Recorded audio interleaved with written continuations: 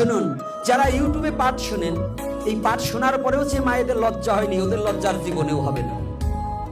কারণ সনাতন ধর্মের নারী যদি নিজের মাথার কাপড়ে নিজে দিয়ে যদি নিজেকে সম্বরণ না করতে পারে, ওগুলো তো পুরুষ ছেলের কথা শুনবেই, বকাইটে ছেলেদের দাবর খাবে, তাতে আমরা ফিরাবো কি করি বলুন?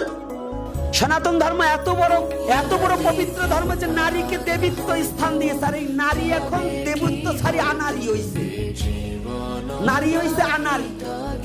বলুন, নারীকে সনাতন ধর্মে দেবীর আসনে বসা হয়েছে। পৃথিবীতে কোন ধর্মে এত বড় সম্মান দেয় একজন বলুন যে দিয়েছে?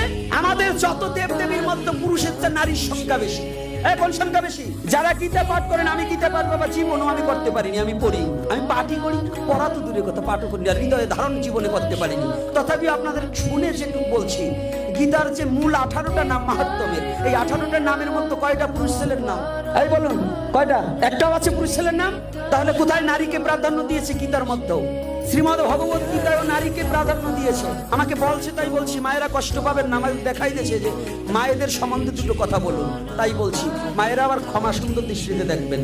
নারী যদি হয় রে বক্র, ঘুরে যাবে কালের চক্র, সাবধান। তাই এই জন্য প্রণাম করে নিচ্ছি।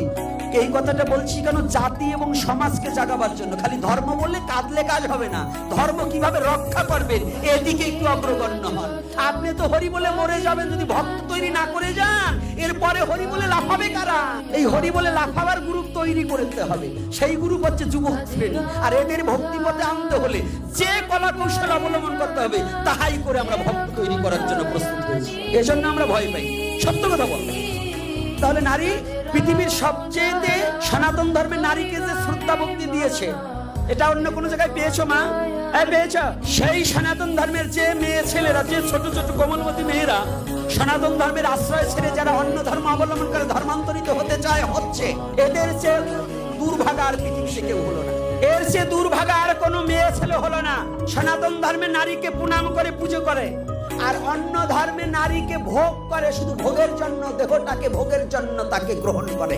আর সেই ধর্ম, সেই সনাতন ধর্ম মাতৃ আসন ছেড়ে যে মহামূর্খ, যে পিচাসিনী, আমি কড়া কথা বললাম, যে পিচাসিনী, ওটা পিচাসের চেয়েও খারাপ, যে চরিত্রহীনা নারী, যে নিজের স্বধর্মকে পরিত্যাগ করে অন্য ধর্মান্তরিত অন্য ধর্ম গ্রহণ করে, তাকে বলবো না এখানে কিছু।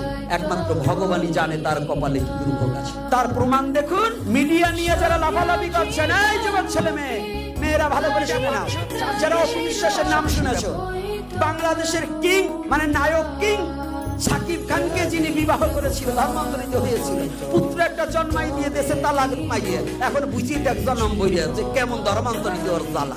কথাটা বোঝেন না? তো এই যে মেয়েরা ভালো করে জানিয়ে রাখো, স্বধর্মে নিধনাং শ্রেয়, পরধর্ম ভয়াবহ। আমরা কোন ধর্মের নিন্দা করব না। যে যে ধর্মে জন্মগ্রহণ করেছে তার সেই ধর্ম সে প্রতিপালন করুক, আমি প্রণাম করি। কিন্তু নিজের ধর্মকে পরিত্যাগ করে যে যায়, কুকুরকে দেখে তাকে খাবার দেওয়া যাবে, কুকুর অ্যাক্সিডেন্ট হলে তাকে চিকিৎসা করা যাবে, কিন্তু যারা ধর্মান্তরিত হয়েছে, সনাতন ধর্ম ছেড়েছে, ওই কুকুরের মতো রাস্তায় পড়ে অ্যাক্সিডেন্ট হয়ে লাফালো, তাকে চিকিৎসার জন্য নিয়ে যাওয়া যাবে না, যাওয়া যাবে না। কথাটা বুঝতে পেরেছে? দাঁড়িয়ে থাকবে, দা পাবে, তবু দেখবেন, তবু ওকে সহযোগিতা করা যাবে না, কারণ বেঈমান। ও নিজের মায়ের রক্তের সাথে বেঈমানি করেছে, তার পিতার রক্তের সাথে বেঈমানি করেছে, তার ধর্মের সাথে বেঈমানি করেছে। যে তার ধর্ম পিতামাতাকে বেঈমানি করে, তাকে কখনো আরে এত ভয় পায়, গুলি করবে তা আমারে, হাতা ভয় কি পান? সেদিন থেকে সন্ন্যাস নিয়েছি, সেদিন থেকে মৃত্যুকে বরণ করে নিয়েছি। সত্য কথা বলবো, আমরা কাউকে নিন্দা করবো না।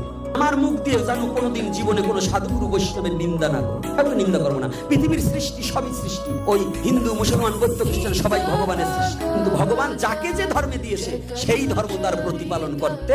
এই যে আমার মুসলমান বাবারা, এরা 5 ওয়াক্ত নামাজ পড়বে, একে বাধা দেওয়ার ক্ষমতা কারণে, এরা তার মোতাবেকে তারা ধর্ম পালন করবে। তার সৃষ্টিকর্তা তাকে অবশ্যই মঙ্গলময়, তাকে রক্ষা করবে, করবে না? সৃষ্টিকর্তা যদি একজন না হতো, এই বিভিন্ন জন যদি সৃষ্টিকর্তা হতো, আমাকে মাইরি ফেলতো না, আর একজনকে মাইরি ফেলতো না? এটা না। যে যে ধর্মে জন্মগ্রহণ করছে সেই ধর্মের রীতি আদর্শ নিয়েই তার বড় হতে হবে এবং সেটাই প্রতিপালন করা, এটাই স্বধর্ম নিধনাং শ্রেয় পরধর্ম ভয়।